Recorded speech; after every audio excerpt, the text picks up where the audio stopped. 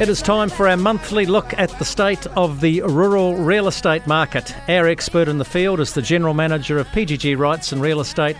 His name is Peter Newbold. And Peter, this coronavirus thing, is it putting the squeeze on farm sales?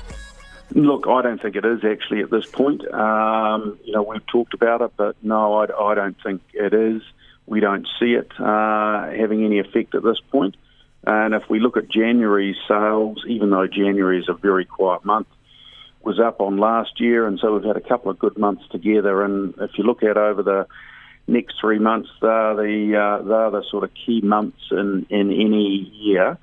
So look, we're seeing a little bit of improvement in some areas, but still it's tough out there. There's no denying that. Mind you, some people say the best time to buy a farm's in the middle of summer. You can see how it fares if it gets really dry, or conversely in the middle of winter you can see how it fares if it gets really wet. And I wonder whether some of the people around the country looking for sheep and beef properties are thinking, I'll go south, it rains down there.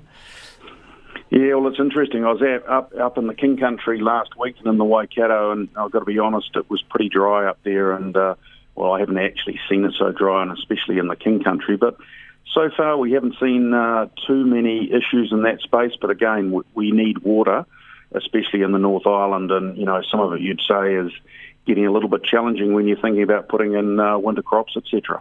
Canterbury sheep and beef has been a standout this season. I take it this is non-irrigated country?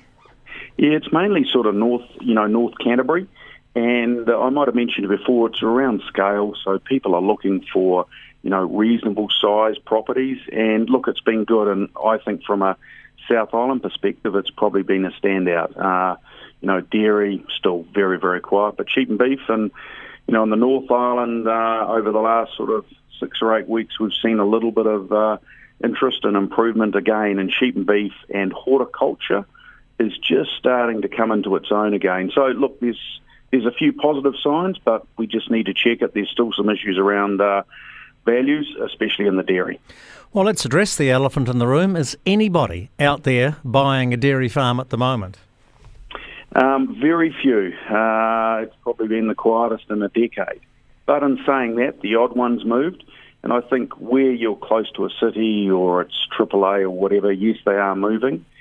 But in small numbers, and it really comes back to that piece around yield. And, it sounds terrible, but, you've got to leave something in it for the next person. And I think where people have priced it right, location is good, then there is some movement. I'm hearing some of those dairy farms on today's payout, admittedly, or this year's payout, which promises at this stage to be good. Anyhow, some of those are yielding 7, 8, 9%. Some of the outlying ones, well, if you're game, it's not a bad return. No, well, that's right, and I think if you're not carrying too much debt, then it's a good story for you. So from that perspective, it's really strong. The other thing I'd probably say is that, which people might find interesting, we're just starting to see a little bit of movement now where some of these big dairy operations are thinking about, well, hold it, I probably need to actually maybe turn this into 3 dairy farms or whatever. And that's just something that's just starting to sort of bubble away at the moment. Yeah, fair enough. Not many people can front up with 30 or 40 or 50 million bucks for one of those big dairy operations. Let's finish with our PGG Rights and Property of the Week. I love this part of the country. It's called Waitahuna. It's just outside of Lawrence, and probably people are wondering where Lawrence is. It's in South Otago, or the boundary between South Otago and West Otago. This is a sheep and beef property. They're even saying it's an ideal block for forestry, but let's run sheep and beef on it rather than plant it in pine trees. This is good, summer-safe country. Yeah, it's heartland, really, rural New Zealand. I guess you could say right in the heart of Highlander country. Let's hope they go well on Friday night. But yeah, nice area. It's 315 hectares. Everything's pretty solid there. And as you said, it's good quality farming there, and you get reasonable water. good fertiliser history, currently run as a dairy grazing operation. Obviously, you'd run sheep and beef on it, or if you've of a mind to, go and plant it in trees, but plant it in native trees, not pines. I'm showing my bias there.